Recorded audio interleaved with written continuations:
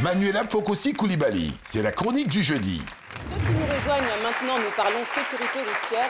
Et la première des choses à savoir, selon l'OMS, c'est qu'1,3 million de personnes sont tuées dans les accidents de la route chaque année et que ces derniers constituent la principale cause de décès chez les 15-29 ans. Alors les pays à revenus faibles et intermédiaires sont les plus touchés par les accidents de route.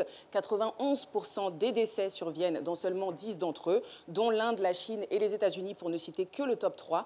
Mais c'est en Afrique et en Asie du Sud-Est qu'il y a le plus de morts. En Côte d'Ivoire, entre 2019 et 2020, nous étions à 1400 tués pour 12 000 accidents enregistrés selon le ministère des Transports. Aussi, lorsqu'on parle de sécurité routière, on a les grands oubliés, les piétons, les cyclistes et les deux roues, les motos, eux aussi victimes, puisqu'ils représentent quand même 46% des tués sur la route dans le monde, soit près de la moitié des accidentés. Alors comment combattons-nous l'insécurité chez nous en Côte d'Ivoire? On a pointé du doigt les erreurs en première partie d'émission. Je propose de voir le verre à moitié plein aujourd'hui et j'ai sélectionné 4 initiatives gouvernementales pour cela. On a la réactivation de la commission spéciale de suspension et de retrait de permis. Le DG en parlait tout à l'heure. À ce jour, on a 843 permis qui ont été retirés, confisqués.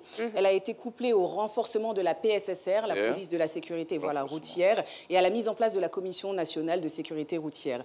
Dans les semaines à venir, on aura la sensibilisation qui sera accentuée sur Abidjan et l'intérieur du pays. Les contrôles par la police et la gendarmerie nationale seront eux aussi multipliés et l'on connaîtra un durcissement de la loi en matière de répression. C'est indispensable pour toutes les infractions au code de la route, comme le non-respect des feux tricolores, le permis, le défaut de permis, plein de mesures qui étaient auparavant peut-être un peu négligées, mais qui là seront prises à bras-le-corps par le ministère du Transport. Dans l'actualité, je pense qu'on a pu tout voir que le ministère du Transport a pris une mesure restrictive forte ce 26 avril. Tous les inspecteurs affectés au service des permis de conduire ont été suspendus de leurs fonctions jusqu'à nouvel ordre. Mais rassurez-vous, pour les examens au permis de conduire, les candidats au permis de conduire, il sera de nouveau possible de passer son permis dès ce 3 mai 2021. En attendant, le relais sera assuré par la gendarmerie nationale pour une période de 3 mois, le temps pour le gouvernement d'achever sa réforme. Et j'aimerais conclure en m'adressant à nous, à vous, citoyens, population, tout simplement, parce que nous avons aussi notre partition à jouer pour améliorer la sécurité routière,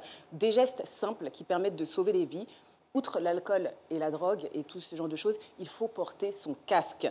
Un casque de bonne qualité réduit de 40% le risque de décès et de plus de 70% le risque de traumatisme grave. Et la ceinture de sécurité aussi n'est pas à négliger. Ça, on en voit partout, dans tous les véhicules. On n'a pas de ceinture, que ce soit à l'avant ou à l'arrière, alors que la ceinture de sécurité réduit les risques de 40 à 65% pour les passagers à l'avant et de 25 à 75% pour les passagers à l'arrière. Il en va de même pour les enfants qu'il ne faut pas oublier, avec les sièges auto et les réhausseurs. Absolument. Voilà, qui, eux, réduisent le risque de décès de 54 à 80%. Vous vous rendez compte? Donc, à nous d'être un peu plus aussi civilisés sur la route. Merci infiniment, Manuela Pocosi. Alors, rien